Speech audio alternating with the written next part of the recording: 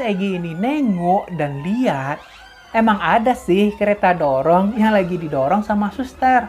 Tapi kepala si suster itu ya. Assalamualaikum kawan-kawan semua. Terima kasih buat kawan-kawan yang telah mengklik video ini. Dan selamat datang pada segmen Mirror Misteri dan Horor.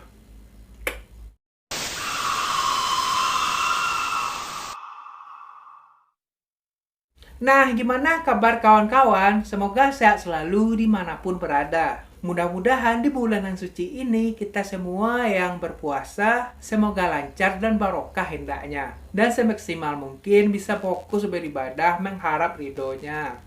Amin. Udah lama nggak upload nih. Sekarang tampilannya ya agak beda sih.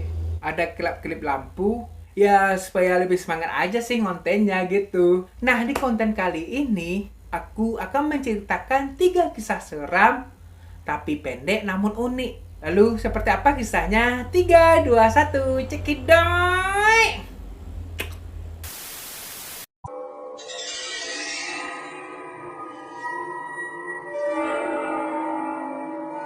Saya akan menceritakan sebuah pengalaman yang diceritakan oleh seorang supir ambulan. Dapat kisah ini sih di Facebook. Ya termasuk kisah lama sih. Ya sekitar tahun 2013 lah cerita ini dibagikan.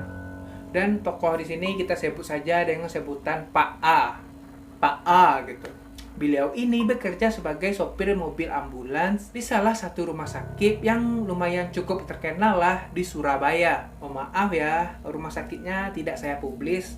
Itu kata si penceritanya. Nah, ceritanya siang itu seperti biasa, beliau ini dan teman sesama sopir sedang bercengkrama tuh di barak ambulans. Tempat duduk-duduk lah. Ketika sedang asik-asiknya mengobrol, tiba-tiba ada nih panggilan dari kantor. Yaitunya ada sebuah kecelakaan mobil yang terjadi. Udah tuh, dengan sigap Pak A pun langsung berangkat ke TKP. Sesampainya di TKP, beliau langsung mengambil alih pengangkutan korban. Yang kebetulan korban tersebut telah tewas di tempat dengan keadaan yang mengenaskan. Korban ini segera diangkut ke rumah sakit dan setibanya di rumah sakit langsung diotopsi. Udah diantarnya kan, selesai Pak A ini menjalankan tugas, Pak A ini langsung tuh mencuci mobil ambulan tersebut dari luberan darah korban. Pak A sendiri sebenarnya mengetahui jika kurang bersih dalam membersihkan darah korban yang tewas dalam kecelakaan tersebut, jadi darahnya tuh kan berceceran kan di dalam ambulans, maka jin atau setan yang menyerupai korban akan muncul dan menakutinya. Udah tuh, udah selesai membersihkan mobil nih ya. Singkat cerita, siang pun berganti malam. Karena kelelahan, Pak A pun memutuskan untuk istirahat. Karena udah malam juga ya kan. Dan tidur sejenak di ambulans kesayangannya itu. Namun, sesuatu yang tidak beliau duga terjadi. Ketika nih, beliau udah mulai tidur, beliau ini merasakan kayak ada sesuatu nih di jok belakang tempat menaruh korban tadi. Kayak ada yang menempati gitu. Kayak ada orang ya, atau cuma halusinasi aja gitu. Padahal beliau di ambulan tersebut sendirian. Karena di jok belakangnya itu agak berisik dan membuat si Pak A ini gelisah gitu. Sulit membuatnya tidur gitu. Pak A ini memutuskan mengintip nih dari kaca di belakang kursi pengemudi ini. Gambaran mobil ambulans itu, jok pengemudi dengan jok belakang dipisahkan dengan sekat. Namun, terdapat kaca yang memungkinkan sopir ini untuk melihat ke jok belakang. Jadi di sini ada kayak kaca gitulah untuk melihat ke belakang gitu. Pas ditengoknya sama Pak A ke jok belakang itu, dia ini langsung kaget gitu. Tahu nggak apa yang dilihat sama Pak A? Pas dia melihat tuh ke belakang tersebut, dia ini melihat si korban kecelakaan yang siang tadi beliau angkut. Korban kecelakaan tadi ada di belakangnya gitu. Tentu saja korban maupun setan tersebut dalam keadaan mengerikan. Sesosok lelaki dengan kepala pecah yang mengeluarkan otaknya, darah segar yang mengalir tanpa tangan, namun sosok tersebut meminta tolong. Tolong saya. Secara refleks Pak A pun langsung tuh keluar dari mobil, langsung tuh menuju teman-temannya dengan tubuh yang gemeteran gitu. Merinding ya kan? Tanpa kata babi bu, Pak A ini langsung tidur dengan menutup seluruh badannya, terutama kepalanya dengan selimut. Singkat cerita, pas paginya Pak A ini langsung tuh memberanikan diri menuju ke ambulans yang baru saja memberinya pengalaman seram itu. Ternyata nih ya, masih ada beberapa tetes darah yang mengering di bawah tempat duduk kru ambulans itu. Langsung Pak A ini berpikir, oh pantesan semalam saya diganggu. Orang darahnya dari korban masih ada. Pikirnya si Pak A ini, jadi kayak oh wajar lah gitu saya diganggunya. Toh darahnya masih ada juga gitu ya kan. Duh ya Allah. Jadi katanya gitu ya, kalau masih ada darah korban di suatu tempat gitu ya, maka arwahnya gentayangan ya. Gimana menurut kalian? Jangan lupa komen, oke? Oke, kita lanjut ke kisah yang kedua. Check it out.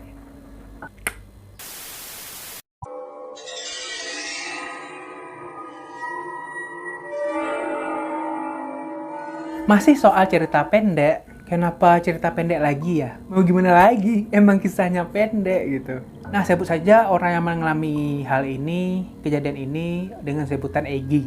Ceritanya waktu dulu ketika si Egi ini baru menginjak kelas 3 SD, Egi ini sempat nih dirawat di salah satu rumah sakit di Bandung. Jadi ini beda rumah sakit lagi ya. Yang tadi di Surabaya, sekarang rumah sakitnya ada di Bandung. Egi ini dirawat karena penyakitnya demam berdarah. Egi dirawat di sana sekitar 4 harian lah. Malam pertama nginap di sana tuh memang kebetulan malam Jumat. Kebetulan waktu dulu itu masih ada acara dunia lain lah di Trans 7 kalau nggak salah sih. Acara uji nyali gitu di TV ya, bukan di HP. Kalau sekarang kan banyak di HP itu. Nah dulu itu di TV orang nonton. Dan itu kebetulan acara kesukaannya si Egi. Jadi malamnya Egi berencana buat nonton tuh acara. Pas malamnya ketika mau nonton, si bapaknya si Egi ini gak ngizinin dong nonton tuh acara. Katanya sih bapaknya itu takut nonton gituan di tempat atau di rumah sakit itu. Udah deh, bete nih si Egi. Karena si bapak Egi gak mau nonton tuh acara, kebetulan di rumah sakit itu mungkin emang ada TV kali ya. Si Egi pun langsung tidur tuh. Lalu sekitar jam setengah 12 malam, si Egi ini kebangun nih. Gara-gara ngedengar suara kereta dorong yang suka dibawa oleh suster. Dan di keretanya tuh ngebawa air untuk menyeka pasiennya. Si Egi ini pun heran gitu. Siapa pula yang mandi jam segini? Emang udah malam banget ya kan? Lalu tiba-tiba bulu kuduknya si Egi ini berdiri. Keretanya itu jalannya pelan banget. FYI ini ya, sedikit gambaran. Kamar Egi pas dirawat tuh berada paling pojok banget. Jadi nggak ada ruangan lagi di sebelah kiri kamarnya gitu. Seperti itulah gambarannya gitu. Karena penasaran Egi ini nengok nih ke jendela. Buat ngeliat ngapain tuh suster lewat kamar gue gitu. Kira jendela kamar Egi itu kan berwarna putih. Jadi bayangan orang dari luar tuh pasti kelihatan lah. Pas Egi ini nengok dan lihat, emang ada sih kereta dorong yang lagi didorong sama suster. Tapi kepala si suster itu ya, yang ngedorong gerobak itu, tengkorak. Bukan kepala orang, bukan kepala manusia. Tapi wujudnya tuh tengkorak gitu. Spontan aja si Egi ini langsung nge-freeze gitu. Pas nengok tuh suster kepala tengkorak. Sulit memalingkan wajahnya gitu. Bentuk tengkoraknya tuh jelas banget kelihatan. Dan lebih ngerinya, suster yang ngedorong gerobak itu tuh melayang. Kakinya nggak napak ke tanah tapi melayang gitu. Kalian bayangin sih. Ih, serem nggak sih? Ngelayang aja tuh suster. Setelah suster itu lewat, syukurnya rasa takutnya si Egi pun mulai reda. Syukurnya si Egi pun langsung bisa tidur. Pas keesokan paginya, Egi ini menceritakan kejadian semalam kepada bapaknya. Kata bapak si Egi pun, Pak si Egi ini juga ngedengar nih suara kereta dorong pas tengah malam tadi. Secara kan bapak si Egi ini tidur di sofa yang dekat dengan jendela. Bapak Egi aja masih tertidur, Egi malah ngeliat tuh sosok suster itu. Jadi bapak si Egi ini pasti dia dengar lah ya kan. Tapi lucunya bapaknya si Egi ini makin kaget setelah mendengar cerita dari anaknya itu. Tapi kalau Bapak Egi sadar kali ya, dia tuh siapa tuh, dia ngeliat tuh pasti dia juga bisa langsung ngeliat kali ya. Nah mungkin ada dari kawan-kawan yang pernah ngalami kejadian horor juga di rumah sakit ya kan. Pas kalian sakit atau mungkin pas berkunjung ke rumah sakit ngejenguk kawan kalian, jangan lupa komen di bawah. Kejadian seram ya. Oke, kita langsung masuk ke kisah yang terakhir.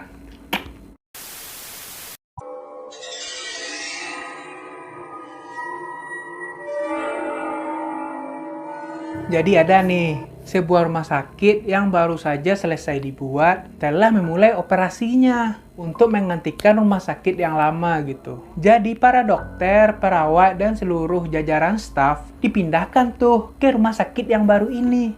Sedangkan bangunan rumah sakit yang lama dibiarkan kosong menahun terbengkalai. Namun saat itu, ternyata masih ada orang yang belum tahu kalau rumah sakit ini telah dipindahkan. Di sini nih cerita seramnya. Jadi ada nih sepasang suami istri datang tuh ke rumah sakit yang lama ini pada malam hari. Suami itu mengantarkan istrinya yang hendak mau melahirkan. Saat setelah tiba, mereka ini langsung disambut nih oleh para dokter dan suster di pintu ruang IGD. Semua aktivitas terlihat seperti rumah sakit pada umumnya lah. Dengan sigap para dokter dan suster langsung tuh membawa masuk sang istri untuk menjalani proses persalinan. Suaminya lantas ingin tetap menampingi sang istri, namun dicegah oleh para suster. Kata para suster ini nanti mengganggu gitu. Sambil menunggu, sang suami berinisiatif untuk membeli beberapa kebutuhan lah selama berada di rumah sakit. Seperti beberapa makanan dan minuman, juga popok dan barang-barang kebutuhan bayi lainnya. Di sebuah minimarket yang letaknya tak terlalu jauh lah dari rumah sakit. Pergi tuh suaminya berbelanja. Sedang asik-asik belanja ya kan, langsung pergi ke kasir. Saat sedang menghitung total belanjaan, kasir minimarket bertanya, untuk apa dia membeli banyak sekali barang seperti itu di malam-malam begini. Si suami atau bapak itu berceritalah bahwa dirinya sedang mengantarkan istrinya di rumah sakit di sono tuh gitu, di rumah sakit X lah gitu ya kan. Dengan bahagia si suami ini menceritakanlah bahwa malam ini anaknya akan lahir. Kasir dan para karyawan minimarket bingung. Hah? Dan mereka pun mengatakan bahwa rumah sakit yang dimaksud bapak itu telah kosong. Udah lama dipindahkan ke lokasi yang baru. Si bapak ini nggak percaya dong. Bapak atau si suami ini pun meyakinkan mereka bahwa dia barusan benar-benar mengantarkan istrinya bersalin di rumah sakit yang dimaksud. Tidak mungkinlah rumah sakit itu sudah tutup. Jelas-jelas bapak ini baru mengantarkan istrinya tadi ya kan. Mereka pun juga menegaskan sekali lagi kalau emang itu udah tutup pak. Mana mungkin rumah sakit itu masih buka ya bapak ini sih. Lalu untuk membuktikan perkataan karyawan minimarket tadi, bapak itu kemudian berlari ke rumah sakit itu. Pak ini langsung shock gitu, kaget langsung.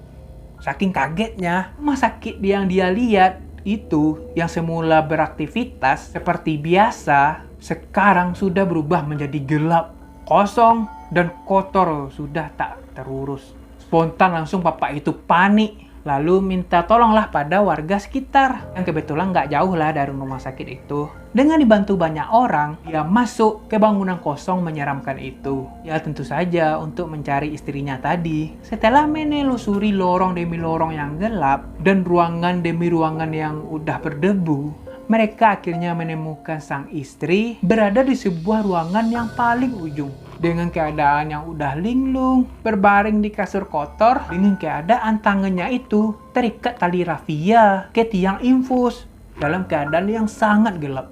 Syukurnya ya kan langsung tuh ditolong sama warga sekitar.